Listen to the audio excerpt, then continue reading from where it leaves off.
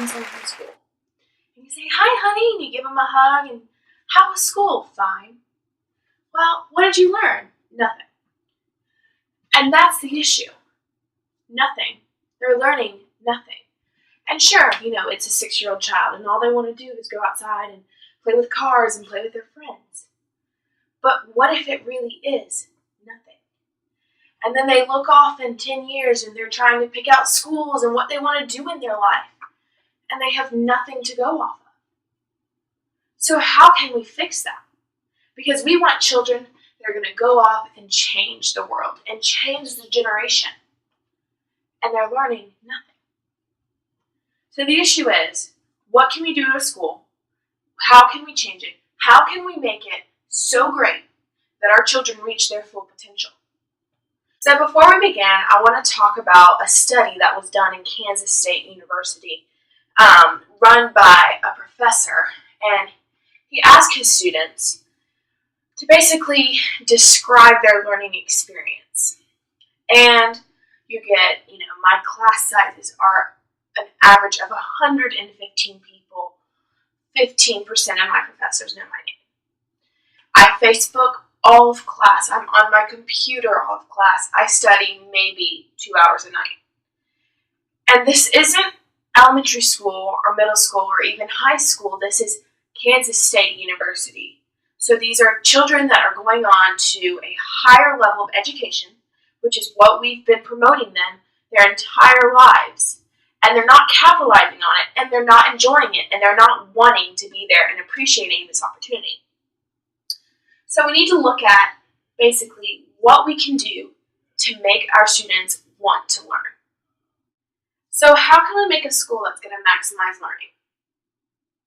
What can we do to a school that will boost a child's will to learn and push their intelligence to its maximum potential?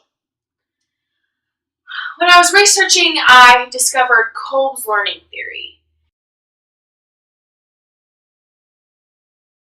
It's a graph that basically shows that there are different kinds of learners, different ways that they interact, and different ways that their mind works. So on one side, you've got reflective learners and auditory learners and then active learners. Learners that learn by their experience and by being able to touch and feel and be a part of this experience. And I think that it's important that at a very young age we have children tested to figure out what type of learner there are. There's hundreds of tests online. I took a test and I found out that I am an auditory learner. I learn by listening, which is fitting because I like music and I like to interact with music. And so if I need to learn something, I put lyrics to a song and I memorize it. And that's how I do, and I enjoy that. But there's other kinds of listeners. There's visual learners. So they sit in the front of the class and they take notes and they watch. They need diagrams, they need pictures. And that's the best way that they learn. And then there's kinesthetic learners who are the touch and the feel, the experience people.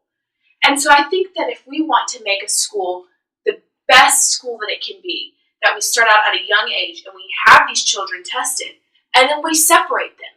We don't put them with other kids, other learners. We can't do that because they don't all work the same, and one teacher cannot cover all those bases and have each child learn to its maximum capacity. So we basically split up our young children by the kind of learners that they are. And we need to capitalize on each focus that they have. So for auditory learners, we play music, we let them hum, we do lectures, we do stuff that they can listen and they can really gain by this one style that they have. So we're going to push that style so that these kids can really just focus on it. And I think for visual, we have pictures and diagrams, we work with colors, we really we inspire them by doing things that they're good at. Because you learn that if you're good at something, the confidence, it will make you better. Finally, we have the kinesthetic learners. These are the learners that work well by taking frequent breaks, by being thrown into the middle of things and touching them and interacting with them.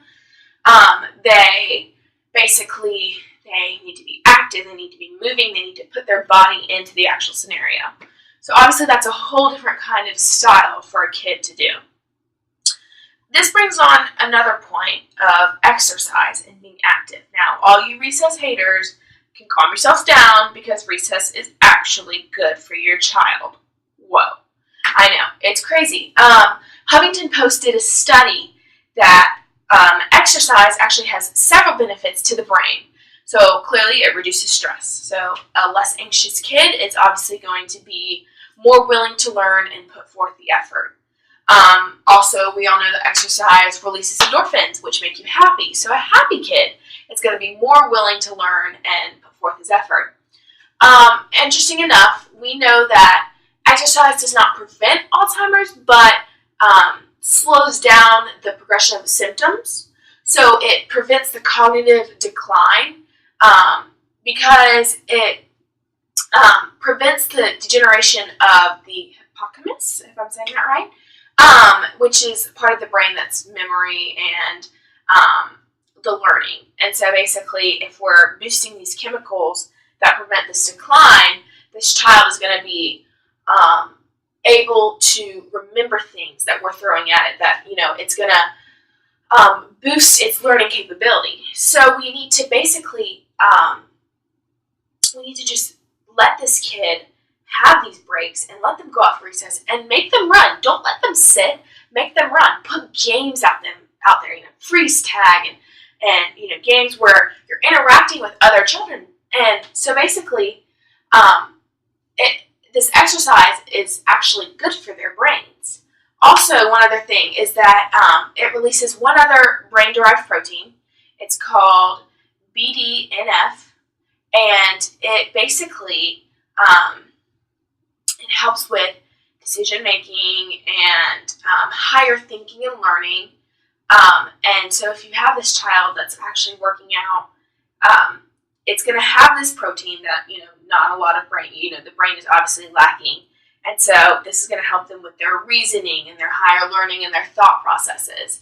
And so obviously, this child will be able to work at a higher level than normal. So we need to just let them run and work out and interact with others. Also, another thing to remember when it comes back to classes is that a child, when it's separated into its specific learning style, it needs to be able to be in a smaller class size.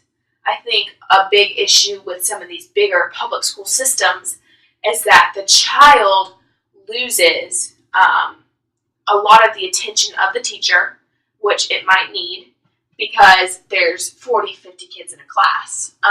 Obviously, as the child gets into middle school and high school. So I think it's important that we put forth the money and the resources to make sure that the kid is in a smaller class system, which also leads to a higher relationship with the teacher. A child that is closer to the teacher would be more willing to learn and get to know the teacher, will be able to push the child in a comfortable and friendly environment, and a child who enjoys the teacher and likes the teacher will obviously like the class more and would be more likely to put more effort into it. I think an important policy to address in a school and set the standards for would be eating in class. Most schools only allow for the child to eat the 30-minute lunch period time, and they have to go the rest of the 8 hours without eating. However, I think that a child should be able to eat when they want, because a hungry stomach is obviously going to be a distraction for them when they're studying. I also think they should use the restroom when they need to go, because a bladder disturbing them will not promote their studying in any way. A controversial topic to talk about would be actually what the child is eating. I think it's up to a school if we're going to be promoting this, higher learning. I think a school should be able to determine what the child is putting in their body.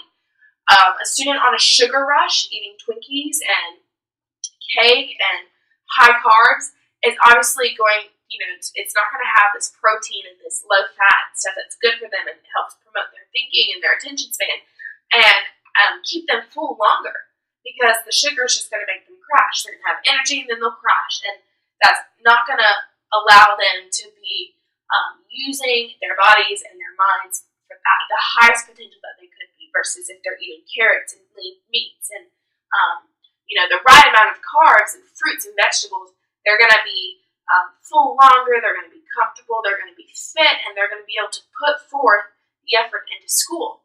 I think there would be a big outcry on this. This is, who are we to say what goes in our bodies? That's a big human rights issue. But if we're going to set the school and set the standard, a child needs to be at its best physical shape that it can be for learning. I also think that after we've addressed all of this, that we are given the right to select and separate children based on their academic standards. We see this in high schools with honors and AP and IB and standard, and we put them on different tracks, and we put them in remedial, and we put them, where they need to be. And I think that this is a policy, and it shouldn't just be separated by classes, it should be separated by schools. So something controversial, testing the children, testing the child, and seeing where it is academically, and putting it in a different school than other children. We have a few of these schools, magnet programs, and schools of science, mathematics, engineering, and we separate them for high school. However, I think that this should start at a younger age. So that way, this kid is with other kids at its level, challenging it at its level. I think it works across the board for lower classes. I think it works for higher classes. And obviously, this child will be put at a faster track towards success. So let's just summarize what we've discussed today. We want to make a school that's going to make the child want to learn and maximize its learning potential. So we started out by saying we're going to test the child young.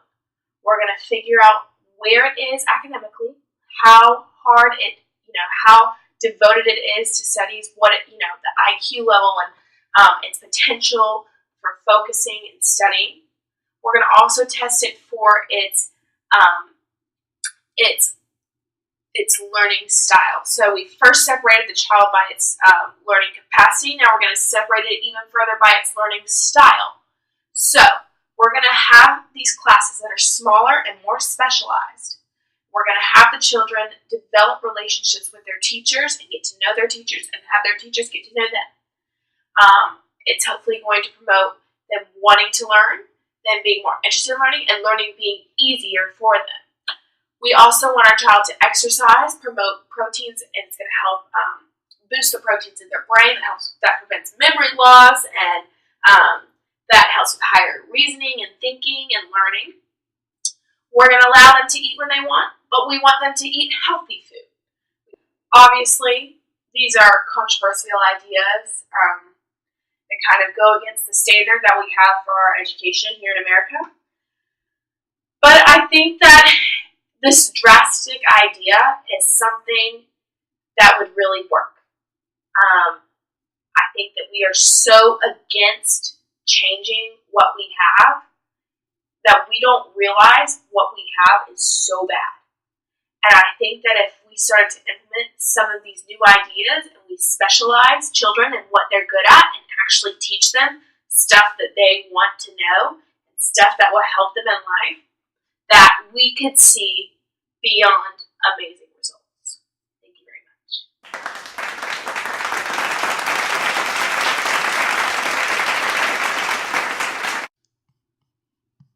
I swear if I say obviously one more time, I'm going to shoot myself.